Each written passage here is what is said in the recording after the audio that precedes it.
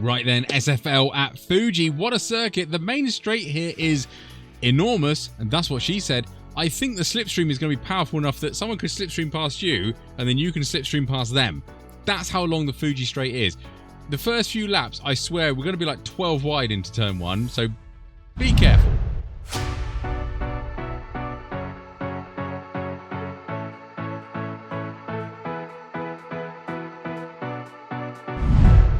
Right then, yes, Fuji, what a wonderful circuit. Now, there's two layouts around here, and this is the more awkward one. You'll see down at turn 10, I think it is, there's a really awkward hairpin that you have to cut back on yourself, whereas turn 10 on the other layout is just a little whip of a corner.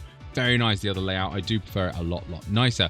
Otherwise, it's completely identical. As mentioned, this straight is enormous. It takes a while to get down it. Go out, get yourself a cup of tea, and you still won't be down at turn 1. It is that long down here. The open setup will be a lot quicker than the fixed setup, mainly because the straight line speed in the open setup will be much better down that main straight. The track isn't too bad itself. There's a few little slowdowns that I'll try and point out, and there's a few little off tracks that are a little bit annoying as well. But it is what it is. We have to deal with that, and we need to make sure we get some nice clean laps in. Talking about this, this is a dry week in Season 3, I believe, if my memory serves me correctly, but we do also cover the wet stuff. Now, why do I give you the wet? Number one, because I've actually remembered to put my top camera in the top right-hand corner there, because I wasn't on there before, so you got a voiceover with me explaining things like this with my hands and nothing on there, so well done me for that one. I haven't done this for like 3 years making track guides, and I'm still making mistakes, so yeah, like the video for that, definitely. I make it so these are a bit more future-proof as well, so we may get Fuji next season, and it may have wet weather in it, so this is why I continue to make the wet setups and wet guides. It's still all using the fixed setup, still using fixed sessions. I'm just changing the tyre compounds because obviously you can't run slicks in the dry because you won't face forward for very long. Talking about the fixed weather conditions, these are the settings I use on screen just because they're sort of fixed for the entire session. They don't change. It's still going to stay the same level of moisture regardless of how many cars are running around it and how many laps I actually do. But yeah, the only difference is basically one is slightly cloudy and one is raining. That's about it. Otherwise, yeah, if you do enjoy these videos, don't forget to like and subscribe and that lovely YouTube stuff that we all like to do. And yeah, let's crack on with the lap.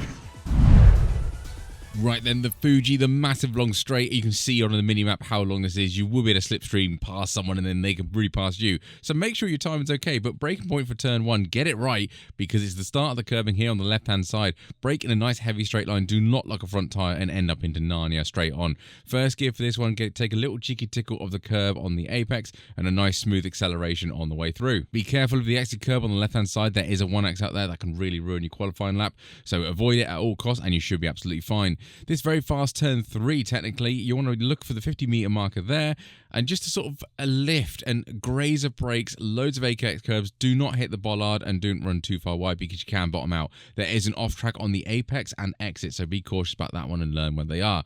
All the way around here, you want to go flat out, absolutely flat out, until you get to this point and the grass stops on the left-hand side, and then lift off and try and get this little apex here, really late apex, because otherwise you end up too far left over here and it really ruins your run into this corner.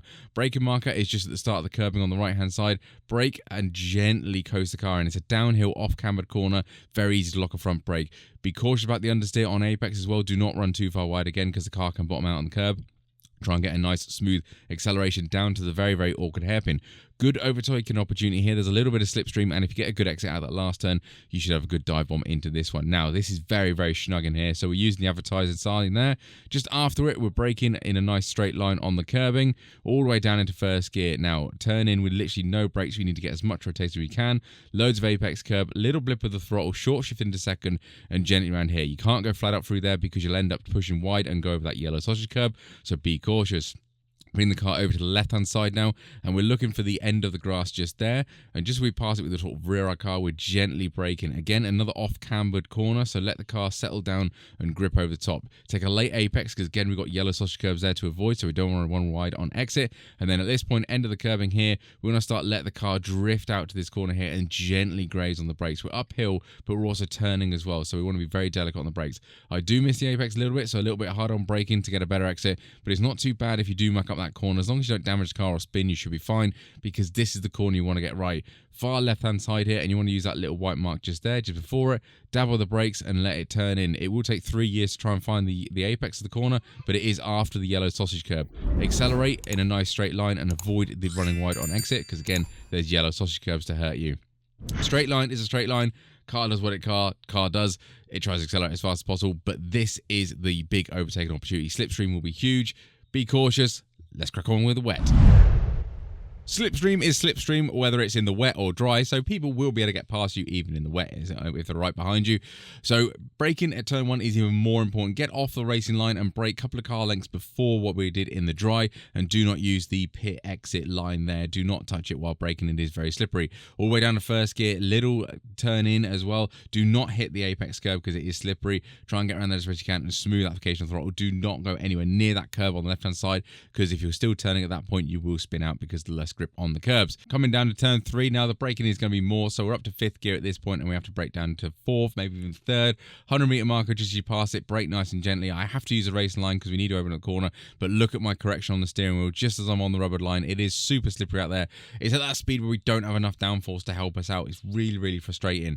Anywho, all the way around the outside here, you can see the lighter line. Stay off that lighter line as best you can. At this point, we need to lift off and then start crossing this rubberized line, and this is where the slipperiness can happen. You see I have a little bit of adjustment at steering wheel just there, so prepare for it. It is going to come, but you do need to cross it because we need to be middle of the circuit, off the racing line, 50-meter marker here. But again, this off-camber corner is very, very tricky in the dry, and it's even more tricky in the wet. Just be gentle with the car, try and get it rotated, keep a little bit of throttle on just to keep the rear end in check, and when you know you can accelerate nice and smoothly.